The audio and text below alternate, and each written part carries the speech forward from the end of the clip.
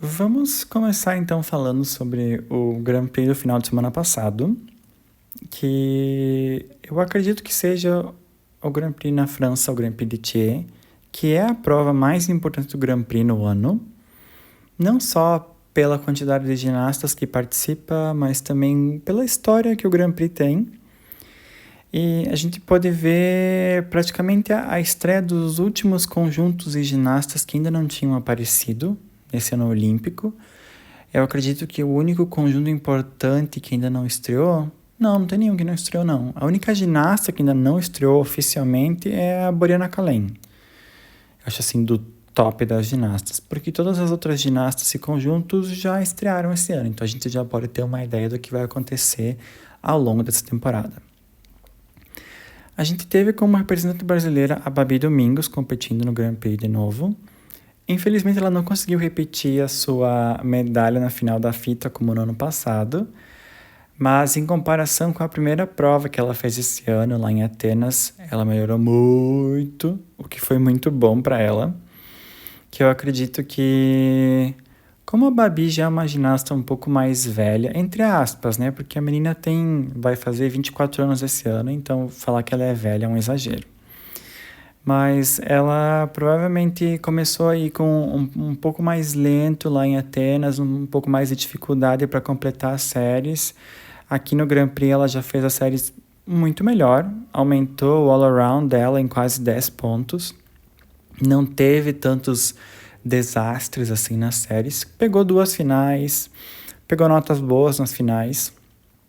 Acredito que ela tem ainda aí um bom caminho durante esse ano para conseguir cimentar essas séries que ela tem, organizar as novas dificuldades que ela colocou, porque por mais que a Babi tenha mantido 3 séries do ano passado, pegado uma série antiga dela da bola que tinha, ela mudou bastante das séries, colocou alguns mix de música diferente, colocou novos elementos, novas dificuldades corporais e para uma ginasta que é um pouco mais velha, um pouco mais experiente, acredito que o corpo leva assim um tempinho a mais para se acostumar a essas novas dificuldades, a conseguir fazer tudo.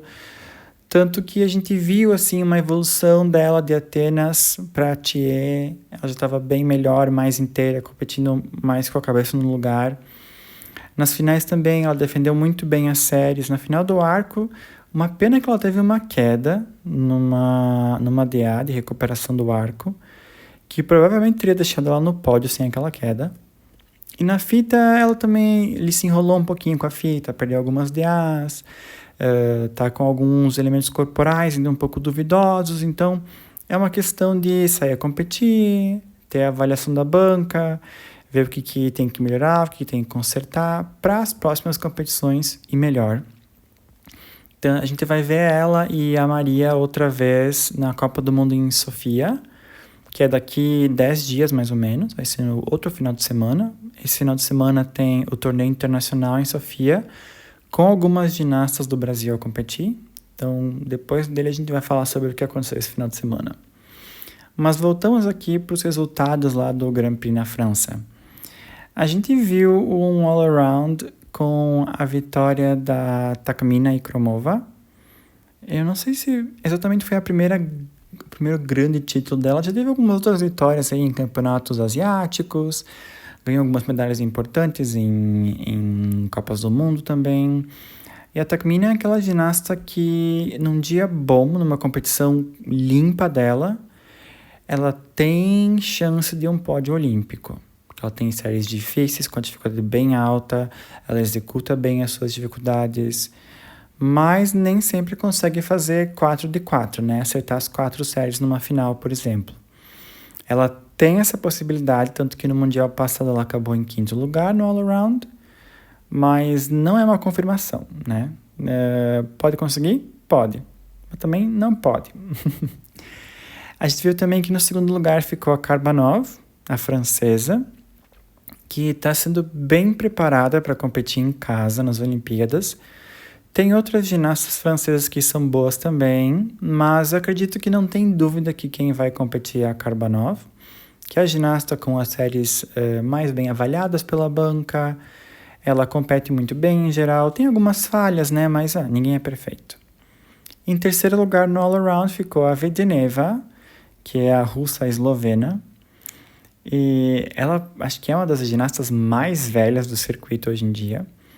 E para mim sempre me surpreende que ela consegue competir tão bem, ela tem um corporal tão bom para a idade dela, que se eu não me engano a Vedeneva já tem mais de 30. E ela compete muito bem, ela geralmente não faz muitos erros nas séries, ela tem um pouco menos de dificuldade que as ginastas mais do topo, então para a Vedeneva a possibilidade que ela tem de conseguir medalhas numa competição muito grande é um pouco menor, mas se ela compete bem, corretamente e alguém erra, ela entra e consegue o seu lugarzinho no pódio, né? Nós vimos também, é interessante que esse ano ainda tem decisão aí de várias vagas olímpicas em campeonatos continentais. O Pan-Americano já foi, aqui na América já está definido que quem vai no conjunto é o México, no individual é a Griskenas, mas nos outros continentes tem vagas a serem disputadas ainda, né? Então, a gente vê que a menina do Cazaquistão, a Ibotair Taikizi, ela tá competindo bem forte. A gente viu ela já em algumas competições esse ano. E o Cazaquistão tem meio que um problema, né? Porque a ginasta mais famosa deles é a Tanieva, mas ela não é a ginasta que teve os melhores resultados recentemente. Então, não sei o que vai acontecer quando eles forem competir o Campeonato Asiático para tentar aquela vaga olímpica, né? E aí, em quinto lugar, quem terminou foi a Onoprienko, que é a ucraniana mais forte, vai ser a representante da Ucrânia nas Olimpíadas, sem sombra de dúvida. E eu acredito que ela tem boas chances de uma final olímpica. Pódio vai depender muito da competição que ela fizer. Ela tem séries para tentar um pódio, mas tem que acertar as séries, né? Não dá para muito contar com o erro das outras. No all-around, a Babi acabou em 10º lugar. Como eu falei, ela melhorou bastante a pontuação do all-around dela. Teve aí algumas falhas maiores na bola e nas massas, mas foi bem no arco e na fita. E vamos ver o que vem aí para essas próximas semanas para ver se ela compete ainda melhor lá em Sofia. A Maria também, a gente viu a Maria lá em Atenas. Ela também pegou 2 finais, pegou as finais opostas da Babi, porque a Maria pegou bola e massas, a Babi pegou arco e fita aqui em Thiers. E vamos torcer para as duas brasileiras competirem bem lá em Sofia para tentarem finais e se sobrar alguma medalhinha para elas, por que não, né? Fora esse all-around aí das individuais, a gente teve também o conjunto competindo. A gente teve a estreia da França competindo suas séries olímpicas, enfim. São séries muito bonitas.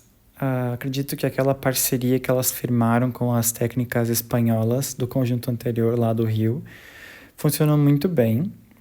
E foi aí meio que um longo ciclo para elas de tentativas, de melhora nas séries, porque é complicado você competir sabendo que já está garantido nas Olimpíadas, e daí não tem aquele objetivo de ter que se classificar, o que às vezes pode gerar um pouco de não precisa exagerar na dificuldade agora, porque vai ter que melhorar depois. Então, eu vejo que elas passaram aí por alguns anos um pouco melhores, um pouco piores, mas chegam bem aqui para as Olimpíadas em Paris. Acredito que vão fazer um bom papel. Certamente vão tentar entrar na final. Não sei se elas têm algum sonho de almejar uma medalha olímpica. Eu não acho impossível, porque o conjunto está bastante aberto nesse código, graças a Deus. E a gente sabe que nenhum país está sem competir sem erros, né? A gente vê que a Itália às vezes erra, a Bulgária no Mundial passado foi péssima competição para elas. Israel também erra bastante. Então, assim, num bom dia, todo mundo competindo bem, vai ser muito disputado, mas num dia meio estranho, a gente não sabe quem pode pegar um pódio. E Olimpíadas é uma loteria, né? Nunca dá para saber o que vai acontecer por lá. Então, a França ganhou o all-around do conjunto, a Alemanha ficou em segundo. A Alemanha está com séries bem difíceis também. Eu vi que uma das gêmeas do Navska tá com elas agora, o que me surpreendeu um pouco porque eu não tinha visto ela ainda. mas dá para ver que a Alemanha está investindo muito na GR, especialmente o individual, dá para ver que, né, múltipla campeã mundial com a Varfolomev. E quem ficou em terceiro foi a Ucrânia, que está competindo bem também. A Ucrânia é outro daqueles conjuntos que, se todo mundo acertar, elas não ganham medalha olímpica, mas se abrir uma oportunidade, por que não? E a partir daí a gente viu também a estreia do Azerbaijão, que é um dos conjuntos também que vai competir esse ano por uma vaga olímpica. Na Europa, a gente sabe que a vaga olímpica provavelmente vai ficar com o Azerbaijão ou com a Polônia, que a Alemanha já tem a vaga garantida pelo lugar que elas ficaram no Mundial. Só vamos ter que ver quem vai ficar com a vaga europeia mesmo, entre Azerbaijão e Polônia. A Polônia que tem séries bem difíceis, mas em Thier acabou abrindo as pernas completamente e no all-around ficou lá para baixo, em 9º lugar. E o Azerbaijão foi bem, nos 5 arcos ganhou o ouro na final. Tem séries bem difíceis também. A gente viu aí o primeiro embate, quer dizer, o segundo embate, porque elas já competiram esse ano outra vez. Japão e Uzbequistão, que são os 2 conjuntos que vão disputar lá na Ásia a vaga. Por enquanto o Japão está na frente do Uzbequistão, mas curioso falar que o Uzbequistão levou 3 ginastas individuais para a seleção de conjunto esse ano, com o intuito de tentar essa vaga, né? Mas vai ser uma disputa bem pesada. E a gente viu também o México competindo esse final de semana, elas ficaram em 7º no all-around, mas conseguiram uma medalha de prata na final do misto, que acho que foi a primeira medalha das mexicanas num Grand Prix. Ótimo para elas, já dá mais um pouco de confiança para elas continuarem esse ano. E o México não vou afirmar qual vai ser a esperança delas na Olimpíada. Eu acho que num dia bom de competição para elas, elas podem tentar uma final olímpica, mas vai ser bem difícil. Até para nós, para o nosso conjunto, que é 4º, 5º, 6º colocado nos mundiais desse ciclo, vai ser uma competição difícil as Olimpíadas. Então, eu não vou afirmar quem vai entrar ou não na final. Outra curiosidade que eu achei interessante nesse Grand Prix foi que a Austrália levou o 2º conjunto para competir. Não sei por qual motivo a Austrália está competindo com 2 conjuntos internacionalmente, e nesse final de semana a gente vai ver os 2 conjuntos competindo no torneio internacional em Sofia. Então vai dar para ter uma ideia de se elas estão planejando aí levar um conjunto ou outro para competir na vaga da Oceania, que não vai ter dúvida que vai ser para elas, porque eu não sei se a Nova Zelândia sequer tem conjunto, porque eu não vi elas ano passado. Eu acho que elas competiram em 2022 ainda, mas ano passado não sei se competiram. Então, acho que de ti é mais ou menos isso. Não sei se tem mais alguma coisa importante para falarmos.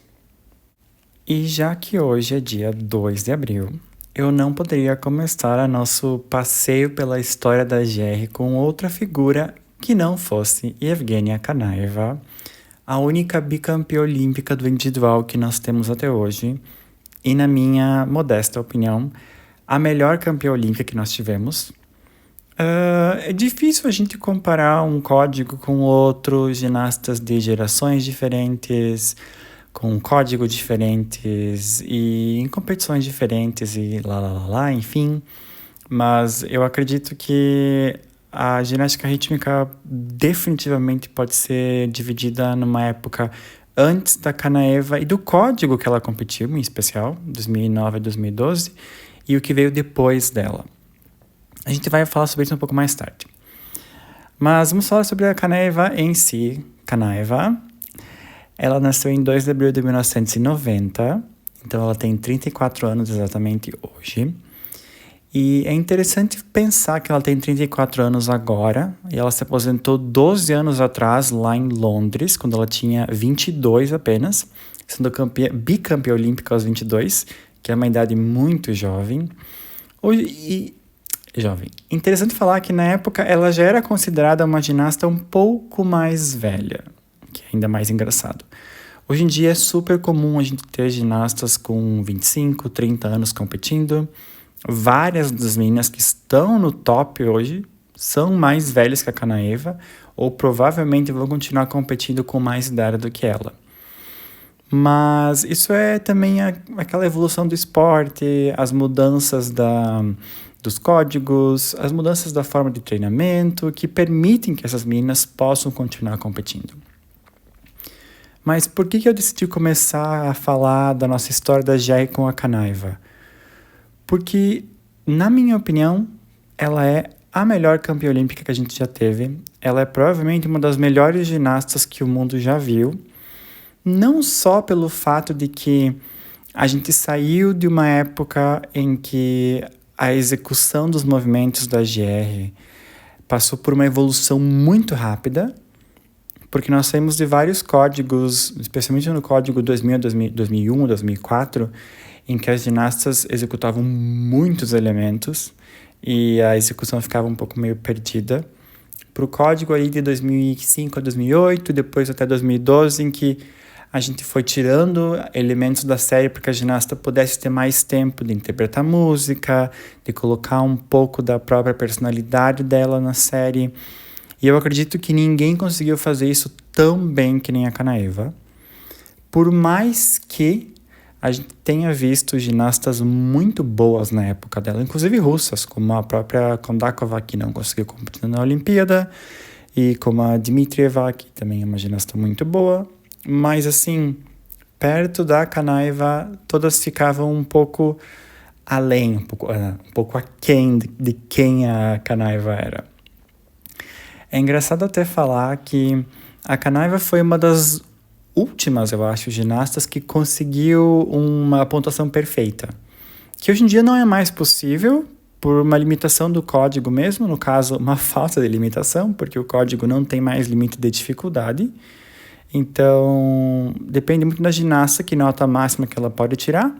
Mas até 2016, até 2017, digamos assim, havia um limite máximo, então você poderia, tecnicamente, teoricamente, tirar uma nota máxima, uma nota perfeita, mas isso foi possível mesmo até 2016. Mas naquele ciclo eu não lembro de alguém tirar uma nota perfeita, mas a Kanayva tirou em 2 competições, em 2 Grand Prix, que a gente sabe que as notas são um pouco mais, como é que eu vou dizer assim, um pouco mais fáceis de alcançar do que numa competição forte como um Mundial ou uns Jogos Olímpicos. Mas por que é importante mencionar isso? Porque a Kanayva provavelmente foi uma das primeiras ginastas que trabalhou muito a parte da execução dos elementos que ela fazia. Como eu falei antes, a gente vinha de vários códigos em que a execução às vezes ficava um pouco de lado para que a ginasta pudesse colocar a dificuldade na série. E era muito fácil de você ver, especialmente entre Atenas e os primeiros anos do ciclo de Pequim, ginastas tentando elementos que elas não conseguiam executar de forma correta, que não contavam, elementos que pareciam que, sabe, estavam difíceis de alcançar para a ginasta, mas elas colocavam mesmo assim na série. E isso foi desaparecendo um pouco do código e das próprias competições das ginastas com o passar do tempo. Hoje em dia é muito raro você ver as ginastas colocarem elementos que elas não conseguem executar, ainda que algumas coloquem, e por causa das limitações e dos requerimentos do código, elas nem podem mais fazer isso porque você perde muito ponto. E com menos elementos na série, pelo menos menos elementos corporais, qualquer dificuldade perdida é muitos pontos que você não ganha. Mas voltando à Kanayva, eu acho que outro importante aspecto da influência dela para o esporte foi o fato de que ela mudou muito a forma com que as ginastas e os técnicos, e os fãs também, viam o manejo do aparelho. Ela não foi a primeira ginasta que colocou alguns manejos diferentes nas séries dela, mas foi a primeira ginasta de renome a fazer isso. Eu acho que um dos melhores exemplos disso provavelmente é a fita que ela competiu nos últimos 2 anos da carreira dela, que foi a fita de 2011 a 2012, que para mim é provavelmente uma das melhores séries de fita até hoje, pela forma em que ela conectou os elementos com a música, as mudanças de tempo e dinâmica, os elementos que ela escolheu para a série E, claro, a dificuldade com o aparelho, que naquela época não era chamado disso, mas ela tem alguns manejos que são muito diferentes do que a gente era acostumado a ver, incluindo o rolamento com o estilete da fita, que, como eu falei antes, não foi a primeira ginasta a tentar fazer rolamentos com outros aparelhos. O próprio Brasil, no conjunto de cordas em 2017, tem um pseudo-rolamento da corda, que depois elas tiraram da série. Mas, como eu falei, aquelas séries da Kanaiva no final da carreira dela, especialmente aí depois de 2010 para 2011, foram séries muito bem elaboradas, muito bonitas, com uma expressão corporal muito bem elaborada para as músicas que ela tinha. E a Kanaiva,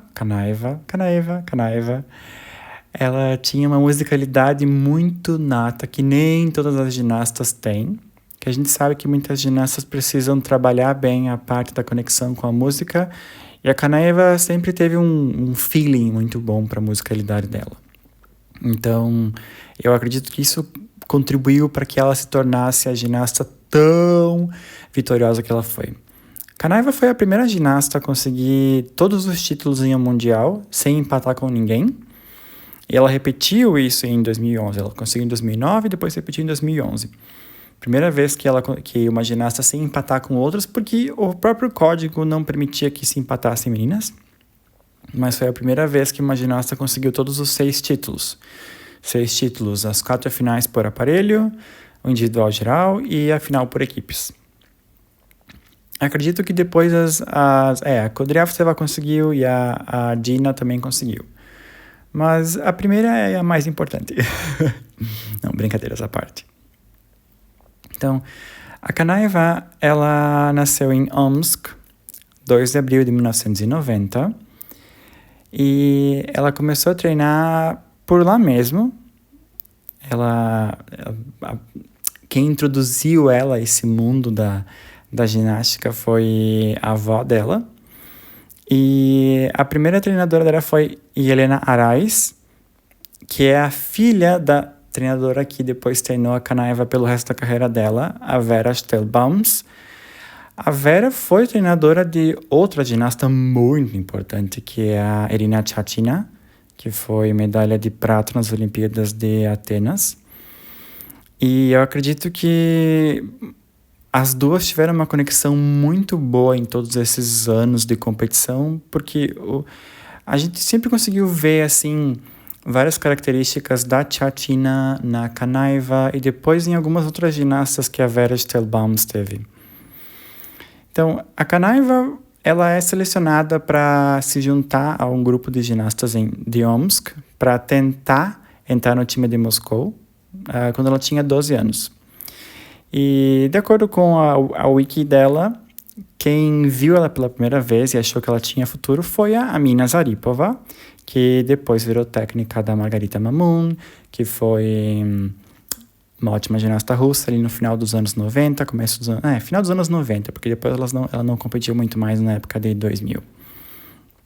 E com 13 anos ela já começou a competir em eventos internacionais e depois, com o final aí daquele ciclo de 2004, as duas ginastas principais da Rússia estavam assim meio que em final de carreira, tanto a Chachina como a Kabaeva.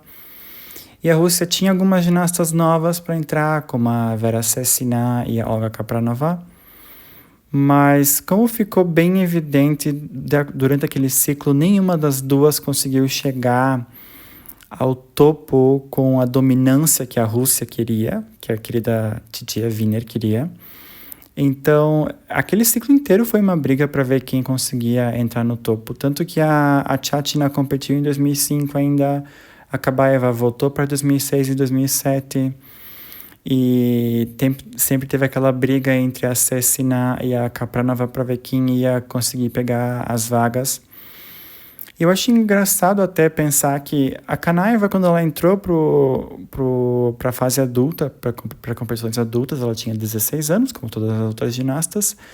Ela não foi já escolhida para competir no time principal. Ela demorou 2 anos para chegar assim como a melhor ginasta russa. Ela competiu em algumas provas assim de segunda linha, alguns GPs, alguma Copa do Mundo, alguma competição assim não tão importante. Ela foi ao Mundial de 2007, que se eu não me engano, num aparelho só. E depois, apenas em 2008, é que ela ressurgiu como a melhor ginasta russa. E daí foi mandada para o europeu. Ela também competiu no europeu em 2007, sim. Eu lembro que ela fez a fita. E quando ela foi para 2008, então, ela já estava com 18 anos praticamente, ela conseguiu matar toda a competição dentro de casa. E a partir de 2008 foi muito difícil bater a Kanaeva depois. Ela chegou no europeu, ganhou de todo mundo, nas Olimpíadas ganhou de todo mundo muito fácil também. A partir daí ela perdeu pouquíssimas competições. Se perdeu foi para alguma outra russa em geral. Se você for olhar a página da wiki dela, é ouro, ouro, ouro, ouro, ouro atrás de ouro. Tem uma linha enorme, uma fila enorme de medalhas de ouro que ela conseguiu. Pouquíssimas pratas. Acho que nenhum bronze importante. O que faz sentido. A Kanaeva geralmente foi uma ginasta, não vou dizer assim à frente das outras, mas ela era uma ginasta muito, muito boa. Muito fácil de assistir, muito fácil de avaliar. Como eu falei, aquele código, finais de 2008 até as Olimpíadas de Londres em 2012, foi meio que um código que moldou os próximos, em que a gente começou a ver um pouco mais de atenção na execução dos elementos, diminuir o número de dificuldades na série para que a ginasta pudesse brilhar um pouco mais. E também foi naquele código que começou a aparecer mais elementos com aparelhos diferentes, assim.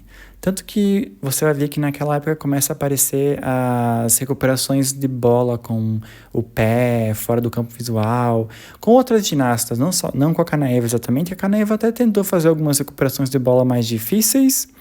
Ela tem uma recuperação de bola bem difícil com as costas, mas no ano olímpico você vai perceber que a Kanaeva ela acaba desistindo um pouco das coisas mais difíceis que ela tinha para elaborar as séries de uma forma mais assim segura para chegar lá em Londres, competir bem bonita e ganhar sem ter que se preocupar demais.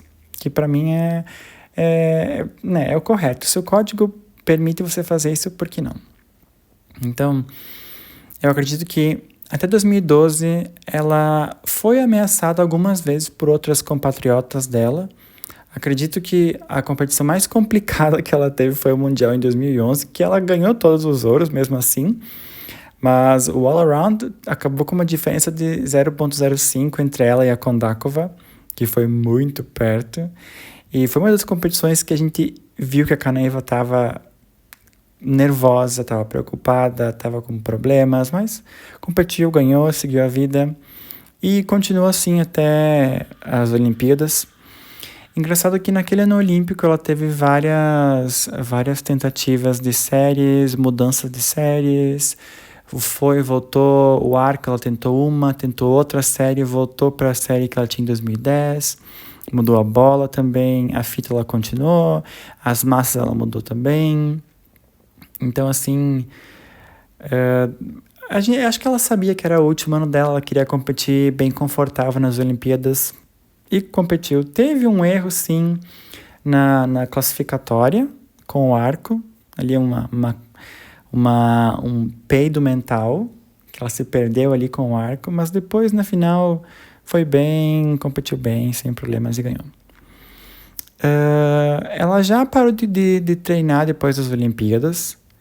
Claro, a Wiener ainda falou que não tinha assim confirmação de que ela ia competir mais ou que ela ia voltar, continuar, mas eu acho que depois de 2 ciclos competindo, 2 títulos olímpicos, ganhando de todo mundo, estava bem óbvio que ela ia parar.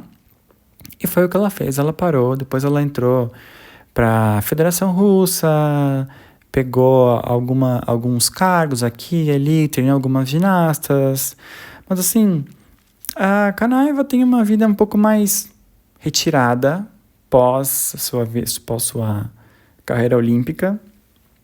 Ela trabalha ali com algumas ginastas, trabalha como técnica, mas não é aquela vida de pessoa famosa, assim como algumas outras ginastas têm. Eu acho que é difícil até falar que tal ginasta é melhor que a outra, que a terceira, mas como eu falei, na minha opinião, é difícil também encontrar uma ginasta que tenha sido tão completa como a Kanaeva foi na época dela. Tanto que, assim, até os anos aí de 2007, 2008, era muito fácil a gente ver várias ginastas medalhando no pódio, nos aparelhos diferentes no Mundial. E a Kanaeva meio que começou essa dominância de uma ginasta só, porque até então nem todas as ginastas eram tão fortes em todos os aparelhos. Eu acho que isso começou a mudar um pouco também depois da época dela. Mas não acredito que ela tenha sido a única a influenciar tudo isso. A Kanaeva, então, ela tem um elemento que foi pro código, que é aquela rotação que ela faz no peito, com as pernas abertas em 180 graus, que não é tão comum, as ginastas não fazem hoje em dia. Algumas ginastas fazem alguma coisa parecida, ou fazem alguns elementos parecidos agora na parte do aparelho. Eu sei que a Linoy Ashram fazia um elemento parecido na fita dela. E algumas ginastas fazem assim, um elemento não é tão parecido, mas é um pouco próximo dele. Eu vi que a Karbanov faz um elemento meio parecido na hora de fazer uma dificuldade de aparelho, mas ninguém faz nada assim igual dela. E faz sentido, porque a Kanaeva foi uma ginasta muito única na época dela, e acredito que nós ainda não temos uma ginasta que vá substituir ela no cenário mundial, pelo menos vendo as ginastas que nós temos hoje, tanto na Rússia, que não compete internacionalmente, como fora da Rússia. Acredito que ainda vai demorar um tempo para isso acontecer, porque, como eu falei, hoje em dia o mundo da GR é muito diferente e as ginastas são muito mais próximas tecnicamente do que eram naquela época.